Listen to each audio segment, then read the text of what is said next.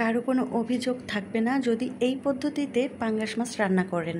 রান্নার কালারটা জাস্ট দেখেন কত সুন্দর হয়েছে, তাহলে বুঝেন এটা খেতে কত মজা হয়েছে। আগে রেসিপি ট্রাই করবেন, তারপর বাকি কথা।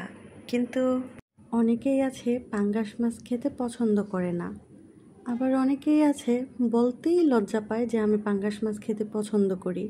আবার অনেকেই আছে ঠিকঠাক মতো পাঙ্গাস মাছ রান্নাই করতে পারে না। সো সেজন্যই আমার আজকের এই রেসিপি। ভিডিওটা একদমই না স্কিপ করে দেখতে থাকুন, আশা করি সবার অনেক ভালো লাগবে। আর আপনারা যদি এভাবে ট্রাই করেন বাসায়, তাহলে অবশ্যই আপনারা আমার আজকের এই রেসিপির পুরো ফ্যান হয়ে যাবেন।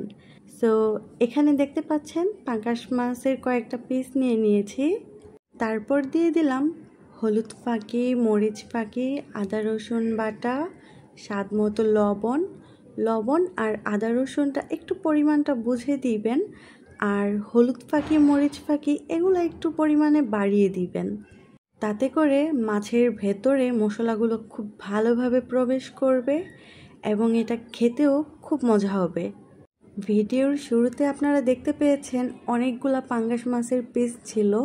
এখানে আমি অল্প কিছু পাঙ্গাস মাছের পিস নিয়ে নিয়েছি ভুনা করার জন্য। পাঙ্গাস মাছ কিভাবে কেটে পরিষ্কার করে রান্না করতে হয় সেটার একটা ভিডিও কিন্তু অলরেডি আমার চ্যানেলে আপলোড করা আছে। যাদের প্রয়োজন, যারা পারেন না, তারা কিন্তু অবশ্যই ওই ভিডিওটা দেখে শিখে নিতে পারেন। আমার চ্যানেলে গেলেই ভিডিওটা পেয়ে যাবেন। কম বেশি মোটামুটি আমরা সবাই জানি পাঙ্গাস মাছে একটু গন্ধ থাকে, বাট আমি যেই পদ্ধতিতে দেখিয়েছি যদি ওই পদ্ধতিতে আপনারা করেন তাহলে অবশ্যই আশা করি আপনাদের এই মাছ রান্না করে খেতে খুবই ভালো লাগবে। আমার আব্বা সবসময় একটা কথা বলে, পাঙ্গাস মাছ মানে যেগুলো ছোট পাঙ্গাস মাছ বা মিডিয়াম টাইপের এগুলো খেতে বেশি মজা হয়, আর বড় পাঙ্গাসগুলো নাকি খেতে অত একটা মজা লাগে না।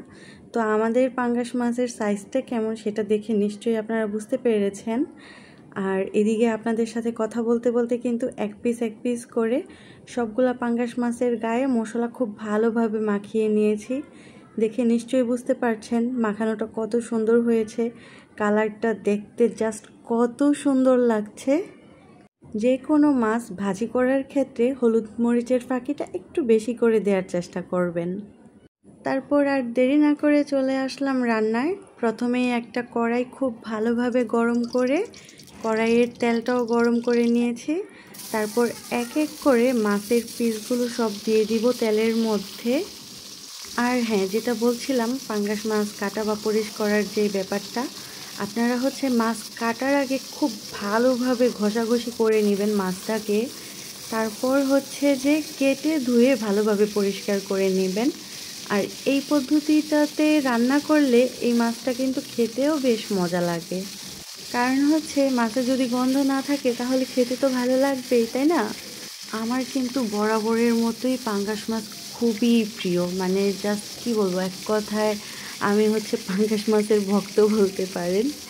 তো এদিকে পাঙ্গাস মাছের দুই পাশেই ভেজে নিলাম। ভেজে নেওয়ার পর যে পেটিগুলো ছিল এই পেটিগুলোও দুই পাশে ভেজে নিলাম।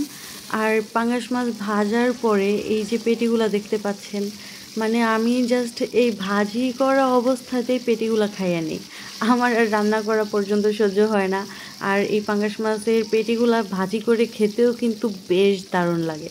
যারা আমার মতো পাঙ্গাস মাছের ফ্যান আছেন তারা কিন্তু খুব ভালোভাবেই জানেন যে এটা আসলে খেতে কত মজা। তারপর মাছগুলো ভাজি করে নামিয়ে নিলাম। আর মাছটা কেমন ভাজি করেছি সেটাও আপনারা দেখতে পেয়েছেন। একেবারেই মচমচা করে ভাজিনি, আবার একটু কাঁচা কাঁচা করে সেটাও না, একটু মিডিয়ামভাবে মাছের পিসগুলোকে ভেজে নিয়েছি। তারপর সেই একই তেলের মধ্যে কিছু পেঁয়াজ কুচি দিয়ে মিনিট খানেকের মতো ঢাকনা দিয়ে ঢেকে রেখেছিলাম। তারপর দেখেন একটু নেড়ে চেড়ে পেঁয়াজগুলোকে ভেজে নিয়েছি। এর থেকে বেশি ভাজতে গেলে কিন্তু পেঁয়াজগুলো একটু পুড়ে পুড়ে যাবে, আর পেঁয়াজগুলো যদি পুড়ে যায় তাহলে কিন্তু ভুনাটাও খেতে তিতা তিতা লাগবে। সেজন্য খুব বেশি ভাজা যাবে না। পেঁয়াজগুলো ভেজে নেওয়ার পর দিয়ে দিব আদা রসুনের পেস্ট, জিরা মশলার পেস্ট, হলুদের গুঁড়া, মরিচের গুঁড়া, স্বাদ মতো লবণ।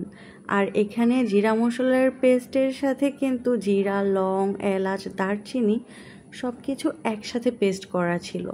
তারপর সবগুলো মশলার উপকরণ পেঁয়াজের সাথে নেড়ে চেড়ে একটু ভালোভাবে ভেজে নিয়ে সামান্য একটু পানি দিয়ে দিব যেন পোড়া লেগে না যায়।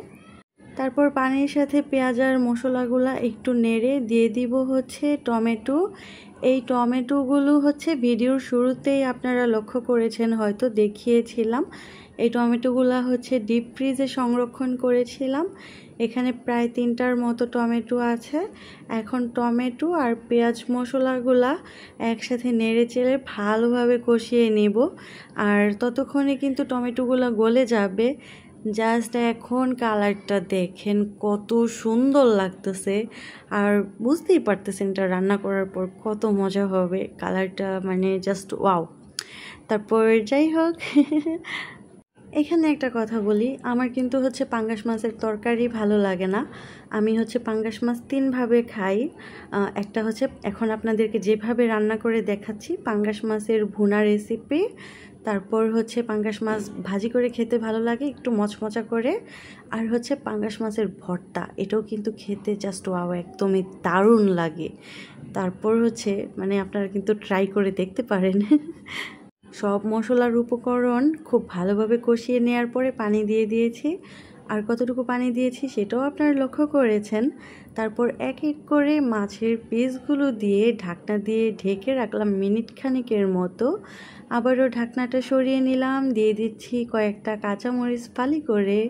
আর যখন কাঁচামরিচ আর ধনিয়া পাতাটা দিয়ে দেওয়া হয় না, তখন যে কি সুন্দর একটা স্মেল আসে। যদিও আজকে আমার হাতের কাছে ধনিয়া পাতা কুচি ছিল না, আপনারা কিন্তু অবশ্যই ধনিয়া পাতা কুচিটা দেওয়ার চেষ্টা করবেন। আর হ্যাঁ, একটু ঝাল ঝাল হলে কিন্তু এই পাঙ্গাস মাছের ভুনাটা খেতে আরও বেশি টেস্ট হয়। তারপর যাই হোক এক এক করে পিসগুলো সব একটু উল্টে নিলাম, কারণ অন্যভাবে নাড়াচাড়া করতে গেলে পিসগুলো ভেঙে যেতে পারে, সেজন্য উল্টিয়ে নিলাম। আমার পাঙ্গাস মাছের ভুনা রেসিপি কিন্তু প্রায় কমপ্লিট। আপনারা দেখতে পাচ্ছেন এখানে ভুনা করতে কতটুকু পরিমাণ পানি রেখেছি, খুব বেশি পরিমাণ কিন্তু ঝোল নেই। বাট মাছ ভুনার কালারটা জাস্ট দেখেন কত সুন্দর একটা কালার এসেছে। আপনারা ধনিয়া পাতা কুচি স্কিপ করেছেন সমস্যা নেই, কিন্তু যেটাই স্কিপ করবেন না সেটা হচ্ছে জিরা। এখানে অন্য একটা হাঁড়িতে অল্প কিছু পরিমাণ জিরা দিয়ে দিয়েছি। দেখেন জিরাগুলো একটু একটু করে ফুটতে শুরু করেছে। আর অবশ্যই খেয়াল রাখবেন যেন জিরাগুলো পুড়ে না যায়, তাহলে কিন্তু সম্পূর্ণ রেসিপিটাই নষ্ট হয়ে যাবে, খেতে তিতা তিতা লাগবে। তারপর গরম অবস্থাতেই এই জিরাগুলোকে নামিয়ে জলচকির মধ্যে নিয়ে এই জিরাগুলোকে খুব ভালোভাবে ফাঁকি করে মাছের উপরে ছড়িয়ে ছিটিয়ে দিতে হবে। আর তাতে করে এত সুন্দর একটা স্মেল আসে, আর খেতেও যে কি দারুণ, কত মজা আপনারা জাস্ট ভাবতেও পারবেন না। অবশ্যই কিন্তু পাঙ্গাস মাছ ভুনায় এই জিরা ফাঁকিটা দেওয়ার চেষ্টা করবেন। আর হ্যাঁ, আমার ভিডিও যদি আপনাদের ভালো লাগে তাহলে কিন্তু লাইক কমেন্ট শেয়ার করতে ভুলবেন না। আজকের মতো বিদায় নিচ্ছি, টাটা।